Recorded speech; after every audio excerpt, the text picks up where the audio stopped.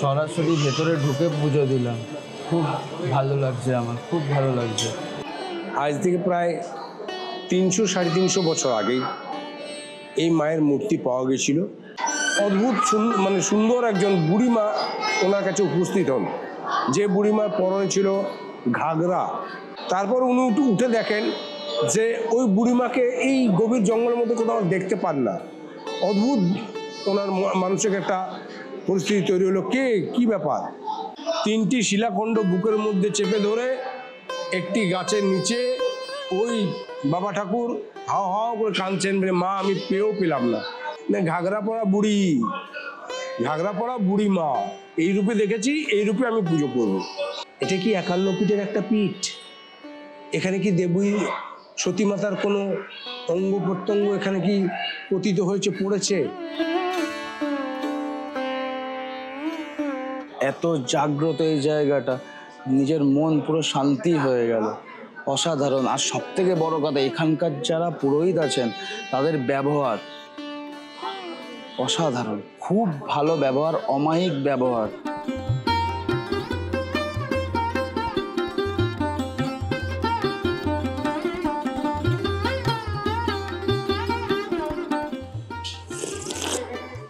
আমি তো বলবো সবাইকে একবার এখানে এলে এই চাটা ট্রাই করো।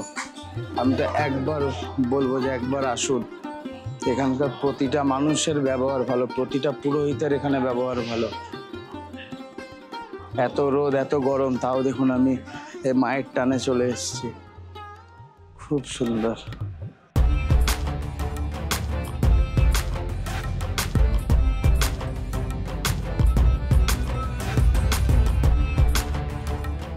Hello everyone, welcome back to our channel Riktam and Susmita's lifestyle.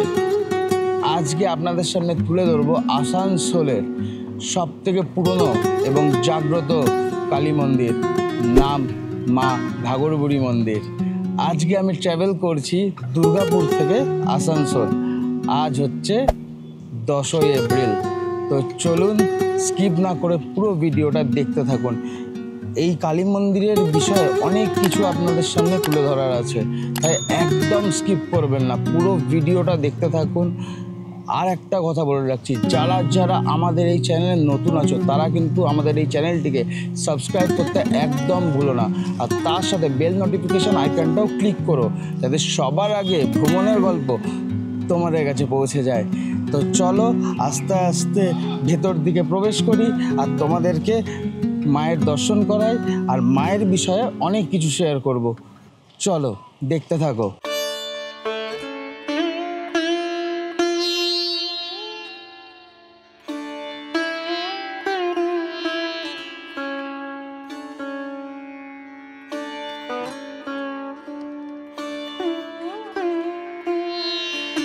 ঢুকতেই চোখে পড়ে গেল পুজো দেওয়ার সামগ্রীকে বিভিন্ন রকম দোকান। আর জেনে নিতে হবে যে এখানে কত করে ওনারা দাম নিচ্ছেন, মানে ডালার কত করে দাম, কি প্রাইস আছে আর কি পাওয়া যাচ্ছে। চলুন দেখাই আপনাদেরকে। এখানে ডালা স্টার্টিং প্রাইস হচ্ছে 30 টাকা করে। তার মধ্যে থাকবে কলা, নকুলদানা, আরও অনেক কিছু, বাতাসা, সিন্দুর, ধূপ, সব কিছু, আর প্যারাও থাকবে। এখানে যে শাড়িগুলো আপনারা দেখতে পাচ্ছেন এগুলো হচ্ছে মায়ের চরণে দেওয়ার জন্য, অনেকেরা দান করে। তার স্টার্টিং প্রাইস হচ্ছে 150 টাকা, 200 টাকা।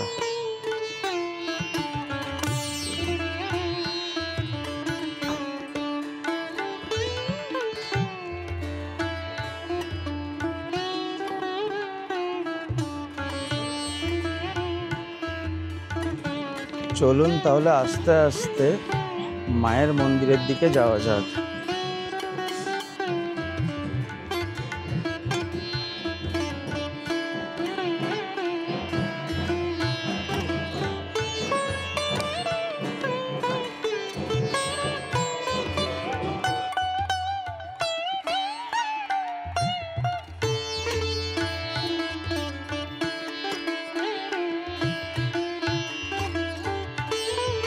চলুন তাহলে আগে মায়ের দর্শন করি, তারপরে মায়ের মন্দিরের ব্যাপারে শুনবো। চলুন তাহলে আস্তে আস্তে চলে যাই।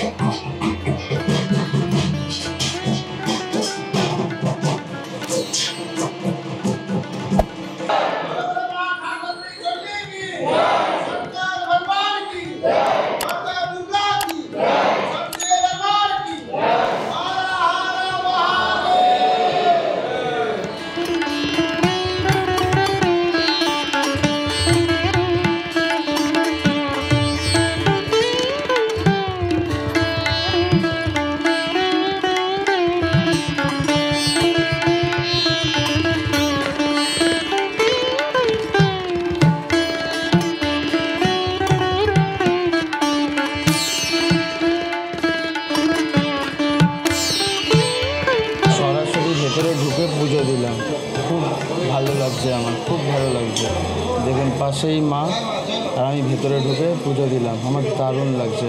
আর পিছনে দেখুন কত মানুষ এসছে। চলুন, অনেক কিছু বলার বাকি আছে, এখন অবধি অনেক কিছু আপনাদের সামনে তুলে ধরার বাকি আছে। তো স্কিপ না করে পুরো ভিডিওটা দেখতে থাকুন। জয় মা, জয় মা ঘাগরবুড়ি দেবী চণ্ডী। মা ঘাগরবুড়ি দেবী মন্দির আজ থেকে প্রায় 300-350 বছর আগেই এই মায়ের মূর্তি পাওয়া গেছিল। আপনারা মায়ের মন্দিরের পেছনে দেখতে পাবেন ছোট্ট একটি নদী গেছে, নাম হচ্ছে নুনিয়া নদী। এই নুনিয়া নদীর তীরে পাড়ে ছোট্ট একটি ঝর্ণা আছে। সেই ঝর্ণার ধারেই মায়ের 3টি শিলামূর্তি পাওয়া গিয়েছিল আজ থেকে প্রায় 300-350 বছর আগে। আমাদেরই পূর্বপুরুষ পেয়েছিলেন। তো আমাদের পূর্বপুরুষ, আমাদের তো পূজা করা বৃত্তি, পূজা করে করে আমরা বিভিন্ন পাড়ায় ঘরে বিভিন্ন মূর্তি ঠাকুর পুজো করে বেড়াই। তো সেই সময় উনি দরিদ্র ব্রাহ্মণ পুজো করে করে নিজের সংসার উপজীবিকা করছিলেন। তো আপনারা দেখতে পাবেন মন্দিরের পেছনে ও নুনিয়া নদীর পেছনে কিছু আদিবাসী গ্রাম আছে, কিছু বাংলার গ্রাম আছে, গোয়ালা গ্রাম, চাষাভূষদের গ্রাম, আদিবাসী সাঁওতাল পল্লীদের গ্রাম। উনি আসানসোলে থাকতেন, আমাদের বাড়ি আসানসোল ভিলেজ আগুরিপাড়া, ওইখানে থাকতেন। তো উনি এরকম বিভিন্ন পাড়ায় পাড়ায় বিভিন্ন বাড়িতে বাড়িতে গিয়ে বিভিন্ন দেবদেবীর পুজো করতেন। নিজে আমাদের বাড়িতে কালী পুজো হয়, নিজে কালীর উপাসক ছিলেন, চণ্ডীর উপাসক ছিলেন। তো বিভিন্ন বাড়িতে বাড়িতে পুজো করতে যেতেন, বিভিন্ন বাড়িতে বাড়িতে পুজো আর্চা করে এইভাবে ওনার দিন কাটত। হ্যাঁ, এইভাবে ওনার সংসার চলত। তো একদিন উনি এই অঞ্চল, এই ঘাগরবুড়ি অঞ্চল তথা আসানসোল সেই সময় জঙ্গলে পরিপূর্ণ ছিল, জঙ্গল ভর্তি।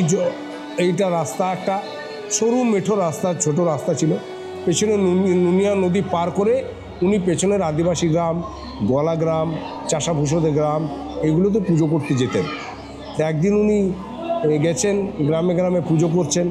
পুজো করে ফেরার সময় উনি কিছুটা ক্লান্ত, অবসন্ন ক্লান্ত শরীর, এই গরমের কোনো সময়ের মধ্যে একটু খিদে তৃষ্ণার মধ্যে উনি ছিলেন।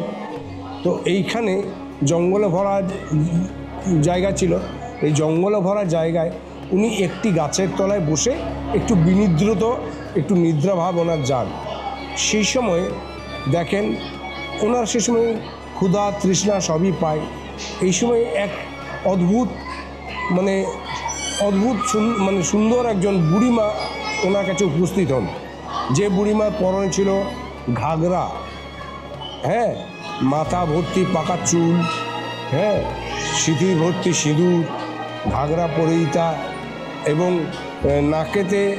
নাকের মধ্যে একটা সোনার বড় নখ চকচক করছিল আর কি। অদ্ভুত একটা ওনার মধ্যে, ওনার দেখার মধ্যে একটা অদ্ভুত ভক্তিভাব আসছিল। তো উনি এসে বললেন যে, বেটা তোমার খিদে পেয়েছে, তুমি ক্ষুধার্ত, তুমি তৃষ্ণার্ত? বলে, হ্যাঁ মা, আমি ক্ষুধার্ত তৃষ্ণার্ত। বলছি, বাবু নাও, এই আমার কাছে কিছু ফল মিষ্টি আছে, খাও। এই বলে উনি কিছু মিষ্টি, একটু পায়েস উনি দিলেন। অমৃতের মতন খেলেন উনি, একটু তৃষ্ণা নিবারণ করলেন, জল খেলেন। হ্যাঁ, বললেন তুমি এখানে বিশ্রাম করো, তারপর বাড়ি যেও। উনি ওই গাছের তলায় তখন বিশ্রাম করতে একটু নিদ্রা ওনার চলে এসেছিল। তারপর উনি উঠে দেখেন যে ওই বুড়িমাকে এই গভীর জঙ্গলের মধ্যে কোথাও দেখতে পান না।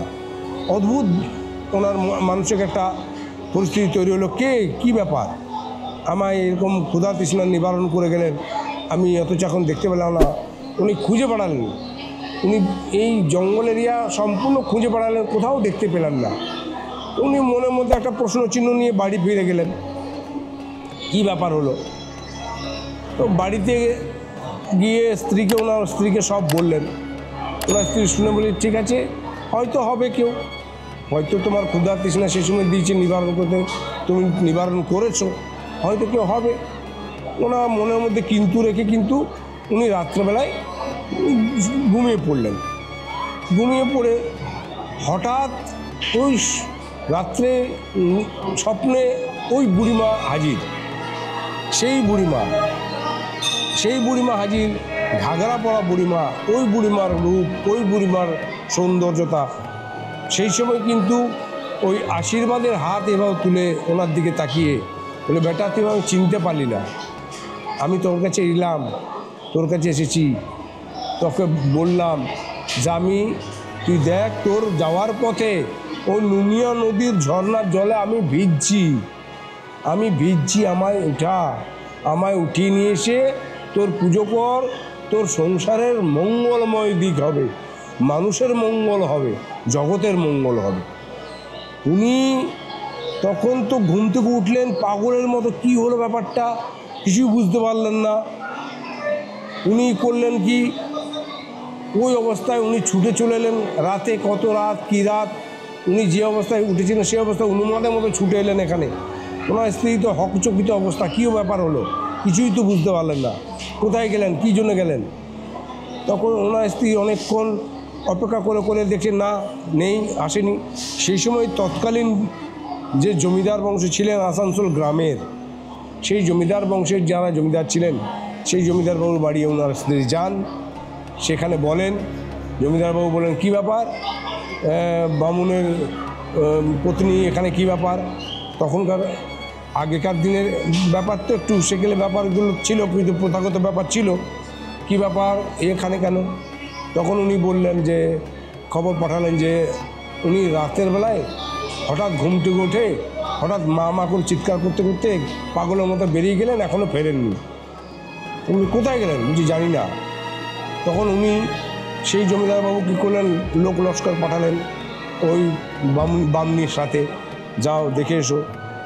গোটায় খোঁজা হলো, আসানসোল তখন গ্রাম, ছোট্ট গ্রাম আসানসোল, ছোট্ট গ্রাম, সেই গ্রামে খোঁজা হলো, আশেপাশে খোঁজা হলো, কোথাও পেলেন না। তখন আবার জিজ্ঞাসা করলেন যে কোথায় কোথায় পুজো টুজো করতে যেতেন, বলছে অনেক দূরে উনি তখন বলতেন রেলপাড়ার ওইদিকে গ্রামগুলোতেও পুজো করতে যেতেন, যেহেতু রেল লাইনটা এখানে আছে, তো রেলপাড়ার ওইদিকে পুজো করতে যেতেন। তখন ঠিক আছে, সেসব খুঁজে দাও খুঁজে দেখাও। এইভাবে খুঁজতে খুঁজতে খুঁজতে খুঁজতে খুঁজতে খুঁজতে দেখতে এলেন ওনার লোকেরা এলো, প্রায় বেলা গড়িয়েছে আর কি, দুপুরবেলা গড়িয়ে আছে। দেখছেন এখানে 3টি শিলাখণ্ড বুকের মধ্যে চেপে ধরে একটি গাছের নিচে ওই বাবা ঠাকুর হাও হাও করে কাঁদছেন, বলে মা আমি পেয়েও পেলাম না, আমি পেয়েও পেলাম না, আমি পেয়েও পেলাম না বলে কাঁদছেন। আমি কি হারালাম মা, আমি কি হারালাম, মানে পাগলের মতো কাঁদছেন, কাউকে চিনতে পারছেন না, কিছু না। ওনাদের লোক তো দেখে অবাক, এই ব্যাপার হলো, বাবা ঠাকুর কী হলো, গণক ঠাকুর কী হলো, গণক ঠাকুর কী হলো। তখন আবার জমিদারবাবু খবর পেলেন, আবার লোক নিলেন, জমিদারবাবু এসে ওনাকে বুঝিয়ে নিয়ে গেলেন, ঠিক আছে তুমি এই মূর্তি কি করবে। যে মা বলেছে আমাকে আদেশ দিয়েছেন এইখানে প্রতিষ্ঠা করতে, উনি ভিড়ছিলেন, আমি ডেলি যেতাম দেখতাম, আমি দেখেছি, কিন্তু আমি আগে কোনোদিন খেয়াল করিনি, আমি লক্ষ্য করিনি, আমি নিজের তাড়নায় ছিলাম, নিজের পেশাতে নিজের পুজো আর্চায় ছিলাম, সেখানে আমি নিজের তাড়নায় ওই শিলাখণ্ড আমি বুঝতে পারিনি যে এই শিলাখণ্ড মূর্তি। তো উনি উঠিয়ে এইখানে গাছের তলায় প্রতিষ্ঠা করে গেলেন, জমিদারবাবু ছিলেন, প্রতিষ্ঠা করে গেলেন, গিয়ে উনি পুজো আর্চা করলেন। বলে মা তুমি তো শিলামূর্তিতে ধারণ দিলে, আমি তো কালী পুজো করি, আমি চণ্ডী পুজো করি, আমি এইসব উপাসক, আমি তো তোমায় কী নামে ডাকবো মা। তখন ওনার নিজের মনে মনে আসছেন যে মা আমি তোমায় যে রূপে দেখেছি আমি সেই রূপেই ডাকবো, আমি চণ্ডী পুজো করি, আমি কালী পুজো করি, আমি চণ্ডী কালী পুজোর মন্ত্র বলে তোমায় পুজো করব, কিন্তু আমি যে রূপে দেখেছি সেই রূপে তোমায় পুজো করব। কী রূপে দেখেছি না, ঘাগরা পরা বুড়ি মা, এই রূপে দেখেছি, এই রূপে আমি পুজো করব, কিন্তু আমি আমার কালী মন্ত্র চণ্ডী মন্ত্র বলে তোমাকে পুজো করব। যাই হোক, ঠাকুর মনে ওই মন্ত্র দ্বারা পুজো করে যদি ঠাকুর সন্তুষ্ট হন, ভক্তিটাই আসল ভক্তের, অন্য তো বড় ব্যাপার নয়। হ্যাঁ, তো ভক্তটা যখন আসল এবং মনোবাঞ্ছা পূর্ণ হবে, এই ব্যাপার মেনে এখানে পুজো আর্চা শুরু করলেন। এবং পরবর্তীকালে ওই আশেপাশে যে গ্রামগুলোতে উনি পুজো করতেন, হ্যাঁ, সেই গ্রামের লোক আস্তে আস্তে এখানে আসতে লাগলেন যে ঠাকুর বাবা আমাদের বাড়ির শরীর খারাপ, আমার নাতিটা পড়াশোনা করছে না বা কিছু বিভিন্ন মানসিক নিয়ে উনি তখন বললেন, এসো, আমার ঘাগর মাতা আছেন, ঘাগরা বুড়ি মা আছেন, এখানে তুমি এসে মানসিক করে যাও, মাকে মনে মনে বলে যাও, তোমার মনোবাঞ্ছা পূর্ণ হবে, এবং মায়ের কাছে একটা ঢিল বেঁধে যাও। এইটা তুমি সাক্ষী রেখে গেলে যে আমি মানসিক করলাম, আমার মানসিক পূর্ণ হয়ে গেলে আমি পুজো দিয়ে যাব। সেই প্রথা এখনও চলে, সেই প্রথা এখনও চলে আসছে। আমরা যথাসাধ্য চেষ্টা করে যাচ্ছি মানুষের শান্তিতে পুজো দেওয়ার। এখনও পর্যন্ত আমার পিছনে আপনারা দেখতে পাচ্ছেন প্রচুর মানুষ পুজো দিচ্ছেন। এই পুজো অর্চনা যেন আমরা শান্তিভাবে দিতে পারি, যে এটাই আমাদের মায়ের কাছে কামনা, আমাদের যেন সেই শক্তি দিতে পারে মা, আমরা যেন সেই শক্তি পাই, যে আপনার আশীর্বাদ পাই, মানুষের যেন আমরা খুব কাছে থেকে মানুষের সেবা করতে পারি, এটাই আমাদের ধর্মকর্ম হোক, ঠিক আছে। এবং সেই সময় জমিদারবাবু বললেন যে এই পুজো কে করবে, নিত্য সেবা কে করবে, নিত্য পুজোটা কে করবে। সেই সব তৎকালীন জমিদার ওনারা জায়গিরদার পেয়েছিলেন আসানসোল মৌজার। এই সমস্তরা আপনারা যতটা মন্দির এরিয়া দেখছেন সমস্ত কিছু আসানসোল জমিদার যে জায়গিরদার ছিলেন রায়বংশের, তাদের সেই সময় করলেন কি যে ঠাকুর তুমি পুজো করো। যখন পুজো করতে লাগলেন যে বছরে একটা দিন কিন্তু আমি পুজো করব, আমি তো পুজো করব না, আমার যে কুলপুরোহিত সে পুজো করবে, পুজোটা আমার, সেই দায়িত্বটা আমার থাকবে। কেউ কোন দিন না পয়লা মাঘ এখানের দিনে যে পুজো হয়, সেই পুজোর দিনে কিন্তু আমরা চক্রবর্তী পরিবারে কেউ পুজো করি না, ওটা ওই আসানসোল গ্রামের জায়গিরদার জমিদার ওনাদের বংশের পুজো, এবং ওনাদের কুলপুরোহিত যারা তারাই করেন ওই একটি দিন শুধু উনি আশা করে ছেড়েছিলেন, বলেছিলেন ঠাকুর এইটা তুমি সারা বছর পুজো করো, সারা বছর সেবা করো, ওই একদিন এখানের দিনটা আমার পুজো, আমার বাড়ির পুজো, গ্রামের পুজো, সপ্তগ্রামের পুজোটা আমি আমার তরফ থেকে, বাড়ির তরফ থেকে দেবো, সেটা আমার কুলপুরোহিতকে দিয়ে দেওয়া হবে। এবং সেইখানে সেই প্রথা এখনও নিয়মিত চলে আসছে। আসানসোল পয়লা মাঘের দিন আসানসোল গ্রামের জায়গিরদারদের জমিদারদের পুজোটা হয়, এবং ওনাদের যে কুলপুরোহিত আছেন ব্যানার্জি ব্রাহ্মণ, ওনারা করেন। সারা বছর আমরা চক্রবর্তী পরিবার আমরা সেবায় নিযুক্ত থাকি। পারিপার্শ্বিক আপনি দেখছেন এখানে হাজার হাজার মানুষের ভিড়, প্রচুর মানুষ আসেন। মানুষ, মা আমাদের কল্পতরু, তো মায়ের কাছে আপনি যে কোনো বাসনা নিয়ে বলুন, প্রাণ ভরে মাকে ডাকুন, শুধু মাকে বলুন, মায়ের কাছে এখানে ঢিল বেঁধে আপনি মানসিক করে যান, মা অবশ্যই আপনার মনের বাঞ্ছা পূর্ণ করবেন। এইটুকু বলে সবাইকে ধন্যবাদ জানিয়ে, মায়ের ঘাগর বুড়ির আশীর্বাদ যেন সবার মাথায় থাকে, মা জগতের মঙ্গল করুন, এই আশা নিয়ে আমি ছোট্ট কথা শেষ করলাম। আমার নাম সিদ্ধার্থ চক্রবর্তী, আমি এই ঘাগর বুড়ি মাতার সেবায়িতদের একজন, এবং আমায় নিয়ে বংশ পরম্পরায় আমি নিয়ে ষষ্ঠ পুরুষ পুজো করে চলেছি। নমস্কার। এই আপনার মতন প্রচুর মানুষ, প্রচুর সাংবাদিক, এবং যারা আপনার মতন বিভিন্ন চ্যানেলের মাধ্যমে আসছেন, তাদের মনে একটা প্রশ্ন থেকে যায়, আসছে, অনেকে কোথাও না কোথাও শুনেছেন, এটা কি 51 পীঠের একটা পীঠ?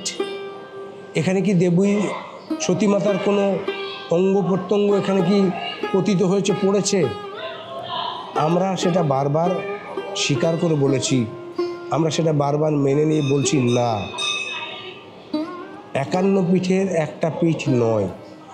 সতীর কোনো দেহ অংশ খণ্ড বিশেষ এখানে কিছুই পতিত হয়নি, পড়েনি। কিন্তু এইখানের লোকাল লোকেদের লোককথায় প্রচলিত আছে, একটা লোকগাথা হয়ে আছে, যে যখন বাবা মহাদেব সতীমাতাকে কাঁধে নিয়ে দক্ষযজ্ঞ করছিলেন, এবং পেছন থেকে বিষ্ণু ভগবান নারায়ণের চক্রাঘাতে দেবীর দেহ খণ্ড বিখণ্ড হয়ে বিভিন্ন জায়গায় পড়ছিল। এই আসানসোল থেকে দেওঘর, এইদিকে বর্ধমান হয়ে, কলকাতা থেকে বর্ধমান হয়ে আসানসোলের প্রতি দেওঘর যাওয়ার পথে এটা অনুমান করা হয়েছে, এটার কোনো ব্যাখ্যা নেই, কোনো প্রমাণ নেই, এটা অনুমান ভিত্তিক।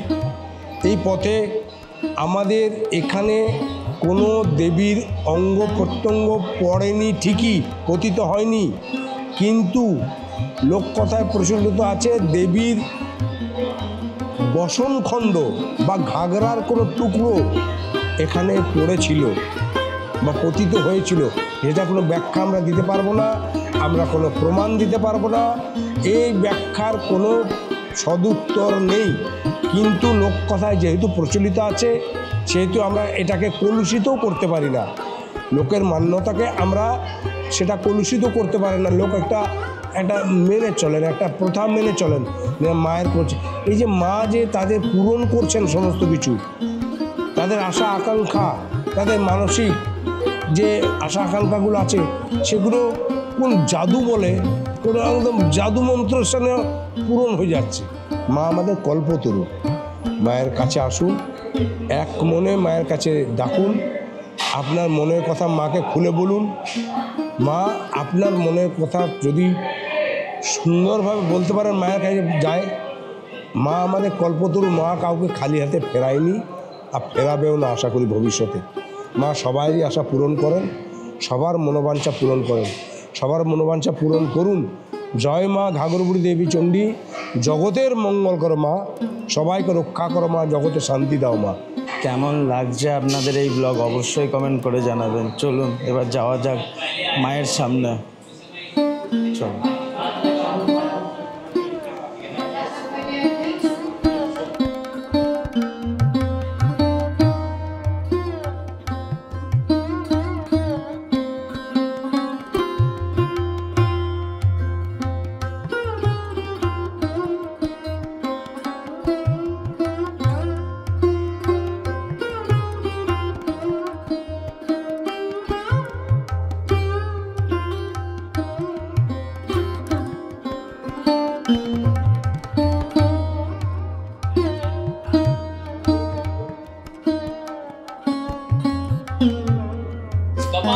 মধ্যিখানে মা ঘাগরবুড়ি দেবী চণ্ডী, এই পাশে মূর্তিটা দেখুন বেলপাতা আর ত্রিশূল দেওয়া আছে।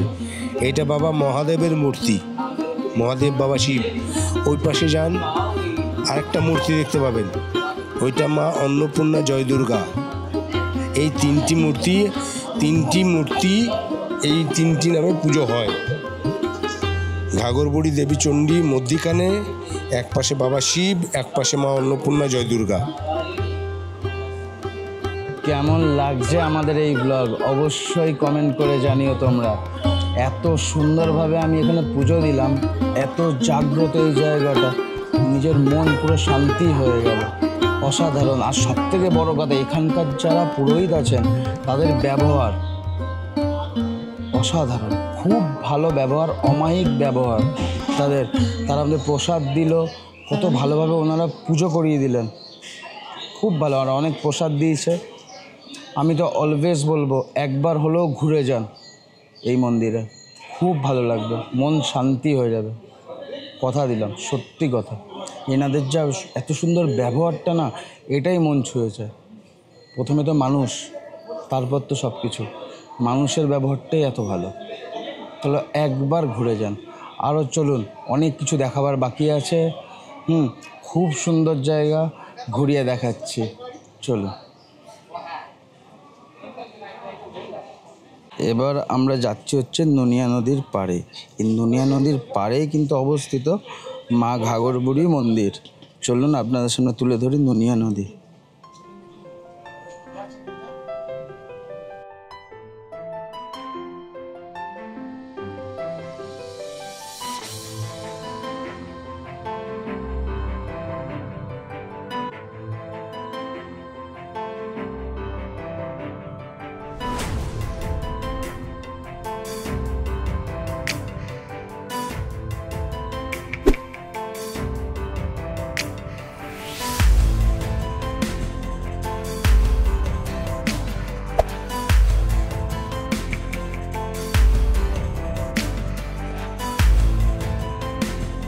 পিছনেই দেখতে পাচ্ছেন নুনিয়া নদী, আর নুনিয়া নদীর পাড়েই অবস্থিত কিন্তু মা ঘাগরবুড়ি মন্দির। দেখতে থাকুন পুরো ব্লগটা, স্কিপ না করে, ভালো লাগবে।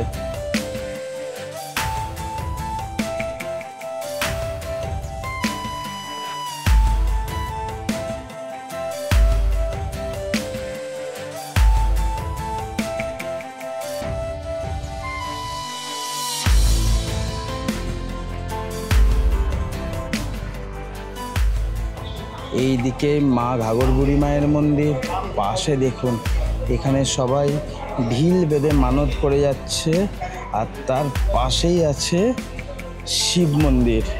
এটি হচ্ছে শিব মন্দির, আর এই শিব মন্দিরের ডিজাইনটা দেখতে পাচ্ছেন। এর আগে কোন ব্লগে দেখেছেন বলুন তো এরকম টাইপের শিব মন্দির? 108 শিব মন্দির বর্ধমানের। যদি এখনও ওই ব্লগটা কেউ না দেখে থাকেন তো অবশ্যই এই ব্লগটা শেষ করে দেখে নেবেন। দেখুন ভেতরটা।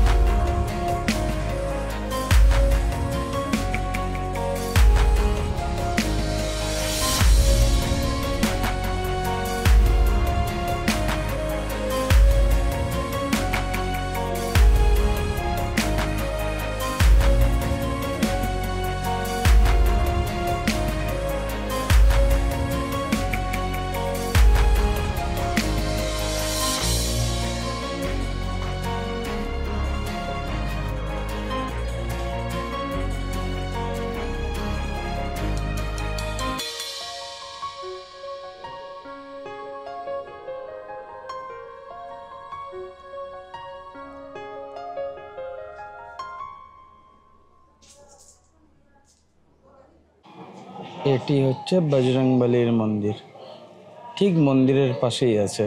যে রাস্তাটা দিয়ে আপনি নদী দেখতে পারবেন, নুনিয়া নদীর রাস্তা, তার পাশেই। আর একটা কথা সবাইকে শেয়ার করে রাখি, এই নুনিয়া নদীর রাস্তায় কিন্তু ডেঞ্জার জোন লেখা আছে। এখানে কিন্তু ডেঞ্জার, এখানে কিন্তু সচরাচর মানুষকে যেতে দেওয়া হয় না ওই পাশে।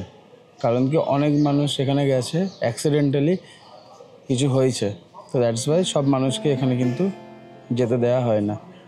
ঠিক আছে, এটা মাথায় রাখবেন সবাই। কেমন লাগছে আমাদের এই ব্লগ অবশ্যই কমেন্ট করে কিন্তু জানাবে।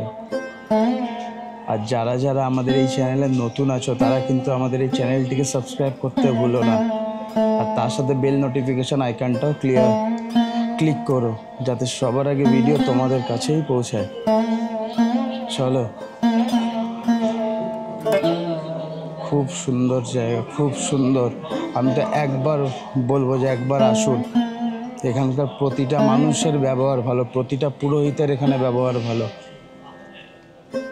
এত রোদ এত গরম, তাও দেখুন আমি মায়ের টানে চলে এসেছি।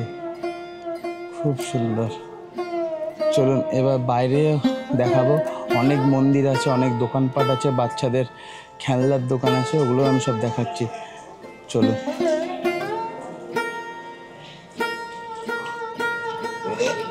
দেখুন বাচ্চারা কত মজা করছে।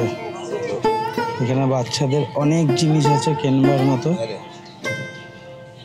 বাচ্চাদের মেয়েদের ছোট্ট একটা মেলা মতো। দেখুন কত দোকান আছে।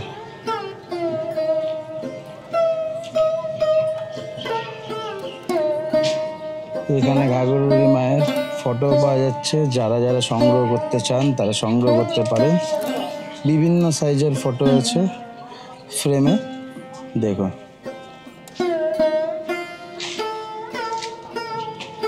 চলুন আস্তে আস্তে এদিকটায় নিয়ে যায়। এখানে কিন্তু শনিবার করে খিচুড়ি খাওয়ানো হয়। এই খিচুড়ি খাওয়ার পিছনেও কিন্তু একটা সুন্দর গল্প আছে। এতক্ষণ কথা বলে যা আমি এখানে বুঝলাম যে এই মন্দিরের অনেক ইতিহাস আছে, প্রথম কথা। আর সেকেন্ডলি হচ্ছে এই যে খিচুড়ি খাওয়ার পিছনের যে কারণটি, এখানে না অনেকেরা মানত করে যায়। ঠিক আছে, কেউ বলে যে আমার এটা হচ্ছে না, মা আমাকে এটা করে দিও। তো এর জন্য এখানে কোনো পয়সা কুড়ি কোনো ব্যাপার নাই যে আমাকে এত টাকা দিতে হবে বা এরকম অনেক জায়গায় থাকে না। তো এইগুলো কিন্তু এখানে নেই, মন্দিরে কিন্তু নাই। এরকমই এক মানুষ যে কিছু মনস্কামনা করেছিল, তার এটা পূর্ণ হয়েছে, তারপরে বলেছিল যে আমি খিচুড়ি খাওয়াবো। একজন মানুষ থেকে শুরু হয়, বলে না এক একটা ইট থেকে বা এক এক টাকা জমাতে জমাতে একদিন কোটি টাকা হয়। এরকমই এক মানুষ এসে এখানে এরকম খিচুড়ি খাওয়া শুরু করে। ওই দেখে আরও মানুষ আসে, তাদের আরও অনেক কাজ হয়েছে এখানে, মায়ের কাছে চেয়ে অনেক কিছু পেয়েছে। এই করে এখন শনিবার দিন খাওয়ানো হয়, পুজো থাকলে কোনো খাওয়ানো হয়। ওনারা অনেক মানুষ থাকে, তারাই খাওয়ায় এখানে। এখন একটা কমিটি মতো এখানে তৈরি হয়েছে, এখন প্রায় 1000-এর ওপরে লোক আছে।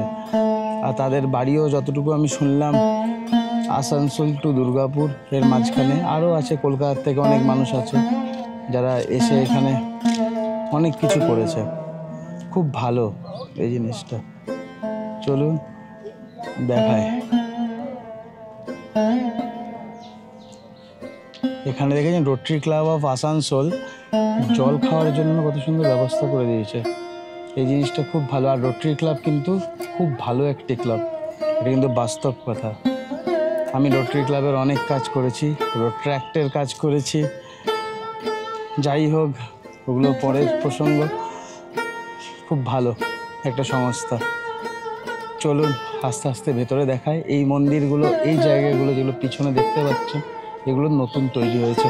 আর এই তৈরি হওয়া এত বড় একটা যে প্রপার্টি, এটাকে কিন্তু সব মানুষ মিলে হেল্প করেই তৈরি হয়েছে এই জায়গাটা। এখন প্রায় 2-1:30 বেজে গেছে, তাই সব মন্দিরের দরজা বন্ধ হয়েছে। মেন মন্দির খোলা আছে, ঘাঘরবুড়ি মায়ের মন্দির কিন্তু খোলা আছে। হ্যাঁ, কিন্তু এই যে মন্দিরটা, এগুলো নতুন হয়েছে, এই মন্দির কিন্তু এখন বন্ধ হয়ে গেছে, কারণ অনেক দুপুর হয়েছে বলে। দুপুরে মন্দির এমনি বন্ধ থাকে, বিকালে খোলা হয়। তো আমি বলে দিচ্ছি, এর আগেও আমি এসেছি, আর আগে আমরা ফ্যামিলি নিয়ে প্রায় আসতাম, তাই আমি বলে দিচ্ছি ভেতরে কি কি ভগবান আছেন। এখানে বজরংবলী আছে, শিব ঠাকুর আছে, গণেশ আছে, অনেক ভগবান আছে ভেতরে। প্রতিটা মন্দিরের ভগবান স্থাপত্য করা আছে, খুব সুন্দর।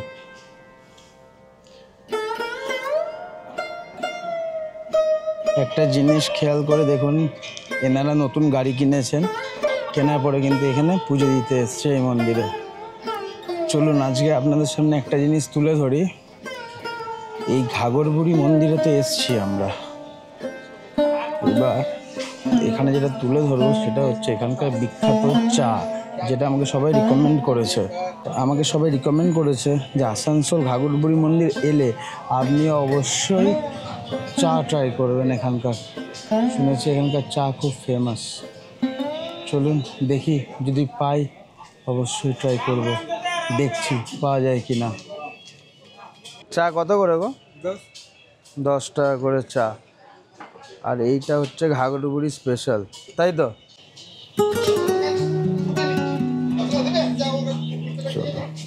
Thank you. চা কিন্তু আমি খুব কমই খাই, চা কিন্তু আমি বেশি খাই না। তাও আমি খেলাম এই কারণেই, সবাই খুব রিকমেন্ড করলো যে একবার দাদা চাটা খেয়ে দেখবেন এখানকার, এগুলো খুব সুন্দর। আর সত্যি কথা বলতে চায়ের যে স্মেলটা আসছে, খুব সুন্দর একটা স্মেল আসছে চায়ের থেকে, একটা পোড়া পোড়া টাইপের, আর তার সাথে ইলাইচি, অসাধারণ। খেয়ে দেখি কেমন। অসাধারণ, পুরো মালাই, পুরো গাঢ় চাটা। দেখুন চাটা দেখুন। আমিও রেকমেন্ড করলাম সবাইকে, যারা যারা আমাকে করেছো তার জন্য থ্যাংক ইউ। আমাদের কমেন্টে তোমরা বলেছো যে ঘাঘরবুড়িতে এলে অবশ্যই দাদা চাটা ট্রাই করো, তোমাদেরকেও থ্যাংক ইউ। আর চা ভালো, চা সত্যিই খুব সুন্দর, দারুণ টেস্ট। আমি তো বলবো সবাইকে একবার এখানে এলে এই চাটা ট্রাই করো। এই ভাইয়ের দেখে রাখলে, এই ভাইকে অবশ্যই ভাইয়ের দোকানে এসে চাটা ট্রাই করো, সত্যিই খুব ভালো খেতে। খারাপ হলে অবশ্যই আমাকে কমেন্টে বলবে যে খারাপ। আমি তো কথা দিলাম যে দারুণ চা, খুব সুন্দর চাটা খেতে। কেমন লাগলো আজকের এই ব্লগ অবশ্যই কমেন্ট করে জানাবেন। এতক্ষণ আপনাদের সাথে অনেক কিছু শেয়ার করলাম। আর একটা জিনিস বলে রাখি, এইখানে পুজো দিতে এলে অবশ্যই একবার এই চাটাকে ট্রাই করবেন, মাস্ট ট্রাই। খুব সুন্দর খেতে, 10 টাকা করে দাম, 20 টাকারও আছে। অসাধারণ খেতে, দারুণ টেস্ট। আর আজকের ব্লগ ভালো লেগে থাকলে অবশ্যই কমেন্ট করবেন। চলুন দেখা হচ্ছে নেক্সট ব্লগে। সবাই ভালো থাকবেন, সুস্থ থাকবেন।